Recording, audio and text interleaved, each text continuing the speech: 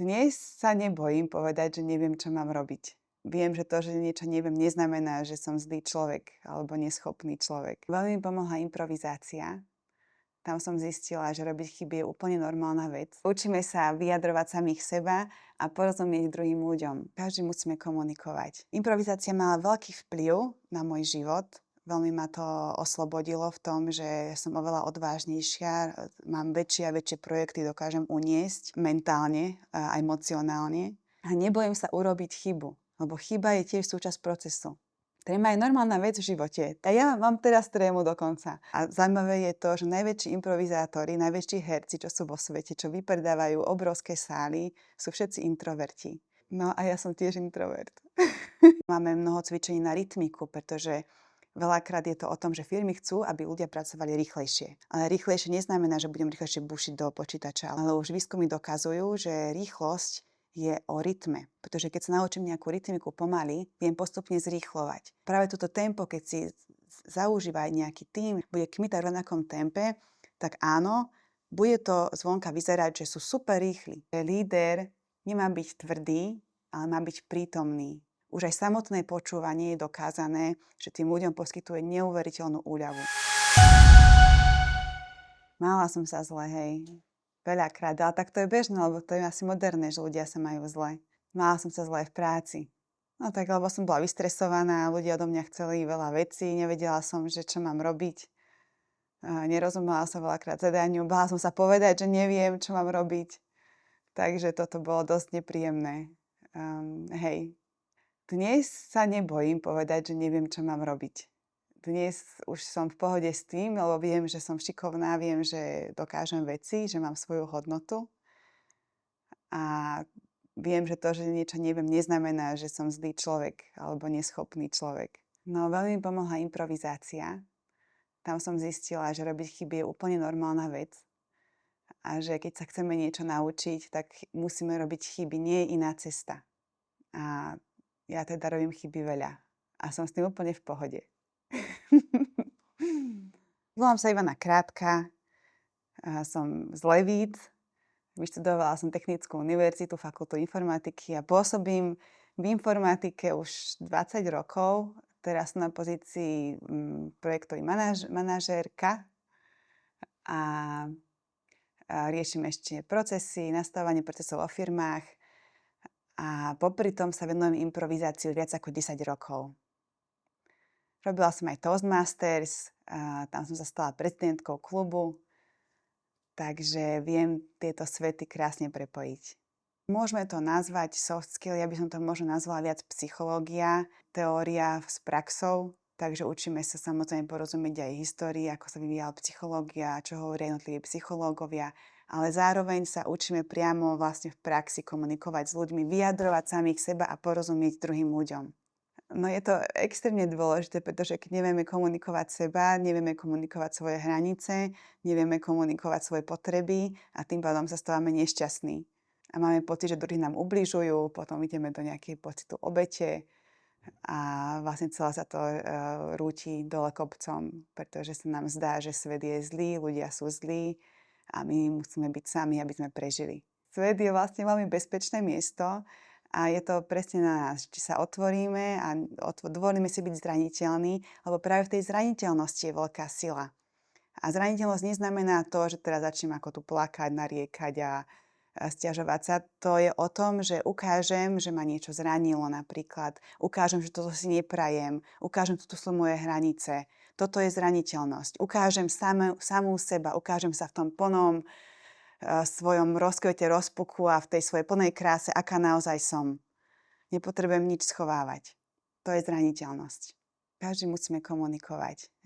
Za počítačom áno, je tam nejaká práca, ale minimálne potrebujeme komunikovať so zadávateľom tej práce, čo mám urobiť, ako mám urobiť. Potrebujeme komunikovať, toto je príliš veľa na mňa, toto je príliš málo na mňa, toto ma nebaví, toto ma baví, tu sa necítim dobre, s týmto človekom neviem komunikovať. Proste tam je mnoho vecí, ktoré sa dejú počas akýkoľvek práce. A to je jedno, čo za počítačom, lebo takisto máme online call, veď každý, kto robí v korporácii, určite vie, že milión stretnutí je. A keď neviem na tom stretnutí si zastať samého seba a povedať si, čo potrebujem, čo nepotrebujem, stáva sa, že skončím s kopec prácou, ktorú nezvládam robiť. Potom vzniká to vyhorenie, nešťastní ľudia, ktorí majú pocit, že firma ich nemá rada. A pritom je to veľakrát o tom, že sami si nepovedali, čo potrebujú a čo chcú. Tréma je normálna vec v živote. To není niečo, čo proste ja teraz nemôžem mať trému. A ja mám teraz trému dokonca. Viem s ňou proste fungovať, to je úplne normálna vec. Takisto ako každý máme strach, každý máme aj trému pred vystúpením a tú trému si tiež treba vedieť užiť. No a ja som tiež introvert. Ja som tiež introvert a vidím, ako mi to v živote veľa pomohlo. A myslím si, že hlavne pre introvertov je to. A zaujímavé je to, že najväčší improvizátori, najväčší herci, čo sú vo svete, čo vypredávajú obrovské sály, sú všetci introverti. Pretože práve improvizácia je hlavne o tom vnútornom svete a o zdieľaní vnútorného sveta smerom von. Že dokážem ja ukázať to, čo ja mám v sebe, dokážem ukázať druhým a dokážem seba zažiť v situáciách, akých by som normálne nebola v normálnom živote. A to je to krásne. Viem si prežiť viac životov. Nie že tak, že pozerám v kine nejaký film, ale tak, že ja som v tom filme. Práve tá improvizácia im zasa odomkne tie dvere, to uvoľnenie nervového systému tam nastáva veľmi rýchlo, pretože naozaj to sú hry, ktoré sú zamerané na to, že nebudem riešiť to, čo ma čaká o hodinu, o dve alebo o mesiac a nebudem sa zaoberať tým, čo sa mi všetko stalo, ale som tu a teraz.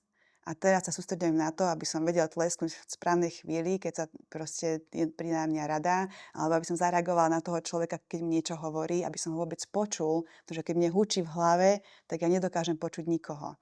A práve improvizácia a tie cvičenia prípravné, rozohrievacie sú o tom, že som tu a teraz a musím sa sústrediť na to, čo robím tu a teraz. A tedy dochádza k uvoľneniu nervovej sústavy. A je to veľmi príjemný pocit, taký pocit plnosti a spokojnosti, že som tu a hrám sa a tá moja duša sa odomkýna, že práve to je tam to veľmi zaujímavé, že chcem ukázať tú svoju tvorivosť, chcem ukázať tú svoju hravosť a nie som súdený, nie som hodnotený, som v bezpečí, môžem si to skúšať, čo len chcem a nikto ma nebude sa mňa hnevať, nikto ma nebude hodnotiť. Som tu preto, aby som sa hral. Keď my sme naučení nejako fungovať už dlhodobo, tak to sa za 3 hodiny nezmení. To proste zažijeme nejaký zážitok, niečo nás nadchne, ale vyprchá to. Keď chceme nejakú dlhodobú zmenu, tak je treba aj dlhodobejšie pôsobiť na tých ľudí, aby to v nich ostalo zakorenené. Takže preto my ponúkame aj dlhodobé vzdelávacie programy, kde takéto niečo ľudia môžu zažiť. A zanechať si to a to správanie sa naozaj zmení. Nie je to iba ďalšie školenie, ale je to zmena správania, čo si myslím, že chceme vo výsledku dosiahnuť. Zmena je jediná istota v živote, akú máme. Vieme, že sa všetko mení. A keď sa veci menia príliš rýchlo, prestávame sa cítiť bezpečne a začneme byť neistí, nervózni, pod stresom. A práve improvizácia je v tomto skvelá, že tá nás učí tej rýchlej adaptabilite, že rýchlo sa vieme prispôsobiť, keď nastane nejaká zmena, že aha, je nejaká zmena, zaujímavé, nemusím sa hneď plášiť, idem sa pozerať, čo sa to deje a skúsim na to nejako zareagovať. Áno, idem, áno a, to je základné pravidlo improvizácie, že prijímam tú výzvu a pridávam to svoje, tak toto vlastne ma veľakrát donieslo na pódium, veľakrát vlastne ma to ako dalo do toho svetla reflektorov a je to super pocit, keď viem, že sa na seba môžem spoľahnúť a viem, že to zvládnem. A každý ďalší krát mi dodáva väčšie a väčšie sebavedomie, takže myslím si, že každý by mal takto fungovať, lebo je to fakt príjemný pocit. Môžem si veriť a môžem sa na seba spoľahnúť.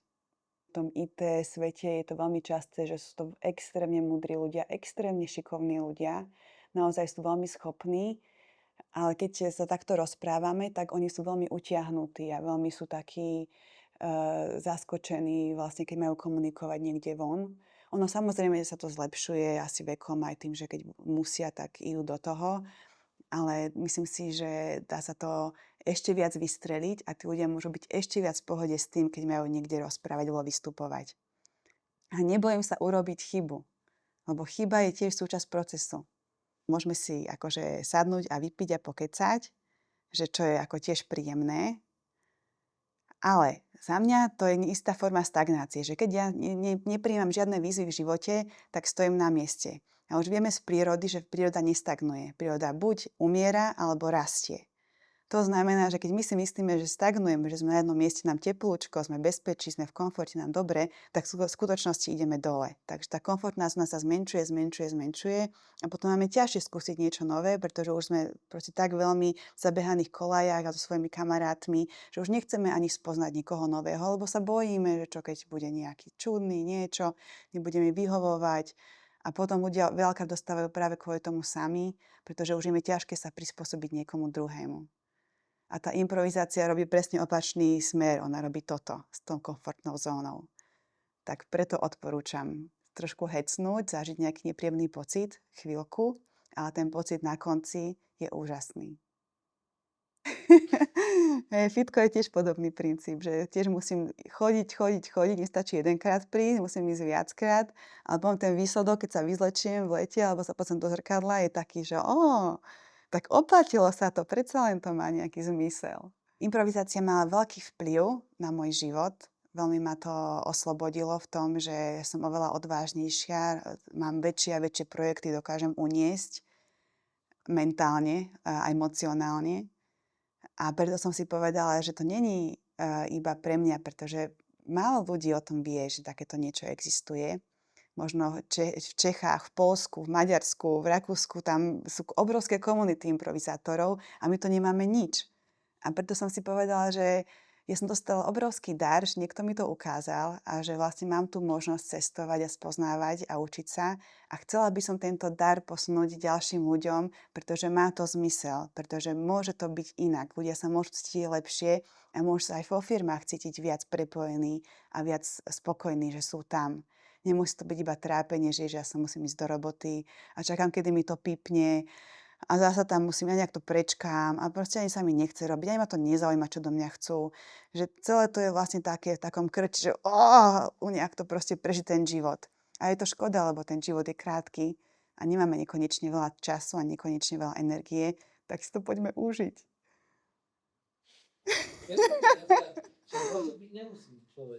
Z manažmentu sú ľudia prekvapení, ak je možné, že máme toľko ľudí a žiadne výsledky, ako je možné, že tí ľudia sú unavení a nemajú žiadny výkon. Dlhodobá zmena sa dosiahnu nielen vtedy, keď sa vybudujú vzťahy medzi tými ľuďmi, keď oni ako tím začnú spolu fungovať, začnú spolupracovať a tešia sa z tej spolupráce. Že nie je to iba o tom, že ja si to pôjdem odkrútiť, ale ja chcem byť s tými ľuďmi a chcem reálne im pomôcť v tom, aby dosiahli nejaký spoločný cieľ. No, kto nič nerobí, nič nepokazí. To je známe pravidlo. Takže ideálne je, keď sa tvarím, že som zanepráznený, busy a zároveň nič neurobím, takže mi nehrozí, že niekto mi zavolá, že urobil si chybu. Pretože keď hľadáme vinníka, je jasné, že ľudia sa budú takto správať. Ale keď hľadáme riešenie, tak to znamená, že my sme tu pre tých ľudí a bereme chybu ako normálnu vec a učíme sa z nej a ideme ju napraviť a ideme ďalej. Nepotrebujeme vyvodzovať následky. Áno, myslím si, že je to aj pre to telo zdravé, pretože tie pocity sú tam veľmi intenzívne a že je cítiť, ako to tečie, ako cez mňa tečie tá energia, tie emócie, tá spolupráca, tá chuť, tá radosť, že všetko to cítim a potom vlastne som taký prietokový ohrievač, že to zosilňujem a zasa moje sebavedomie sa zosilňuje, moja sebadôvera narastá a takisto som viac otvorený a dokážem viac počuť a vnímať, čo hovoria druhí ľudia.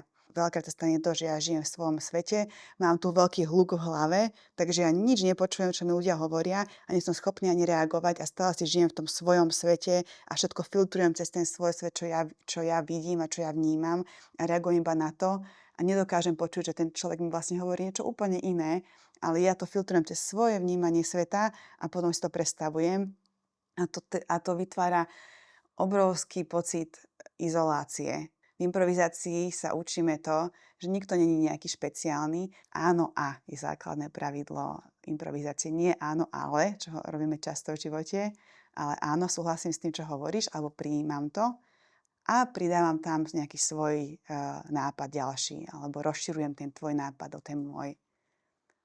A takto sa vieme hrať do nekonečna. Najviac ako viem. Nie je to školenie, pretože na školenie si predstavujem, že ľudia si posadajú a teraz príde nejaký učiteľ alebo tréner a on začne rozprávať a vysvetľovať a písať a oni budú počúvať, zapisovať si, prípadne nejaké cvičenie možno si mi spraví, že či pochopili danú látku a tým to končí. To, čo ponúkam ja, je zážitok. Ľudia sa nebudú učiť, aj nebudem vysvetľovať, že čo majú, ako majú robiť. Ja im poviem, že ideme hrať takúto hru, takáto hra má takéto pravidlá, ktoré sú väčšinou veľmi jednoduché a ideme si skúsiť, ako nám to spolu pôjde. A niekedy nám to aj nepôjde a stále to je v poriadku, pretože hráme sa aj na to, že keď napríklad zlyhám, tak už keď idem zlyhávať, tak idem zlyhávať teatrálne, vo veľkom štýle. A môžem si to proste užiť, aký to je pocit pozerať sa ľuďom do očí a kričať pri tom, nie, prečo ja? A to je ten úžasný pocit, že toto sa veľakrát deje u nás vnútri a my sa tvárime, že o Bože, spravila som chybu, hlavne ešte nikto nevšimne. Ale to je presne ten opak, je pravdou, že ľudia si to všimnú a čo? A čo? Improvizácia sú to hry. Tie hry sú veľmi sofistikované. Zameriavajú sa na zlyhávanie, na počúvanie, na prácu s telom, vyjadrovanie emócií, na reagovanie v nečakaných situáciách. Takisto sa učí aj vedieť byť ticho. Keď mám pocit, že musím rozprávať, musím stále niečo povedať. Nie je to úplne tak. Improvizácia môže byť aj o tom, že som ticho a učím sa nereagovať. Aj to je cvičenie. Takisto máme mnoho cvičení na rytmiku, pretože veľakrát je to o tom, že firmy chcú, aby ľudia pracovali rýchlejšie. Ale rýchlejšie neznamená, že budem rýchlejšie bušiť do počítača alebo niečo, ale už výskumy dokazujú, že rýchlosť je o rytme. A my sa učíme veľa rytmických cvičení počas improvizácie, pretože keď sa naučím nejakú rytmiku pomaly, viem postupne zrýchlovať. A potom z pohľadu diváka to vyzerá, ako rýchlo oni kmitajú, ako rýchlo oni idú. To nie je rýchlosť, to je rytmika, to je, že sme v rovnakom tempe, ideme naraz a kmitáme. A práve toto tempo, keď si zaužíva aj nejaký tím, že proste náš tím bude kmitať v rovnakom tempe, tak áno, bude to zvonka vyzerať, že sú super rýchli. Ja keď robím nejaký workshop, tak každý koncipujem presne na potrebu tej danej firmy. Nikdy to nie je to isté, že nemám proste predpripravených, ja neviem, 10 alebo 20 workshopov a tie točím, ale ja proste zistím si, že čo tá firma potrebuje, čo tá firma rieši a na základe toho ja potom zostavím ten workshop tak, aby mi to presne sedelo na tie ich potreby. Keď robím kurzy improvizácie, čo je vlastne, ja neviem, dajme tomu, že 10 stretnutí, tak každé stretnutie je úplne iné, áno. Neopakuje sa to.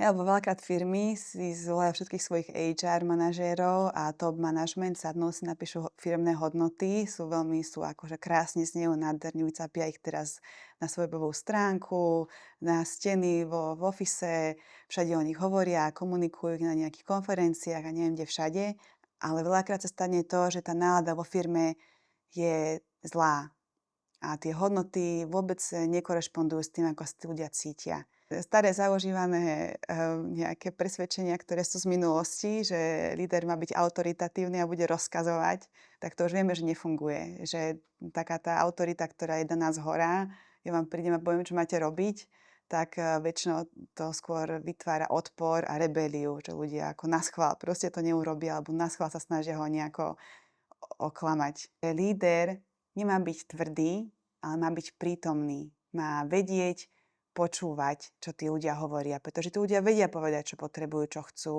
a čo im nevyhovuje, čo im vyhovuje.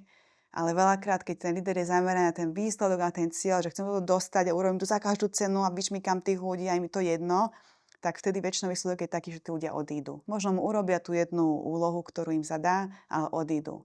Ale keď ten líder ich bude počúvať, aha, vidím, že ti je ťažko, vidím, že ti je zle, vidím, že toto sa s tebou deje, už aj samotné počúvanie je dokázané, že tým ľuďom poskytuje neuveriteľnú úľavu.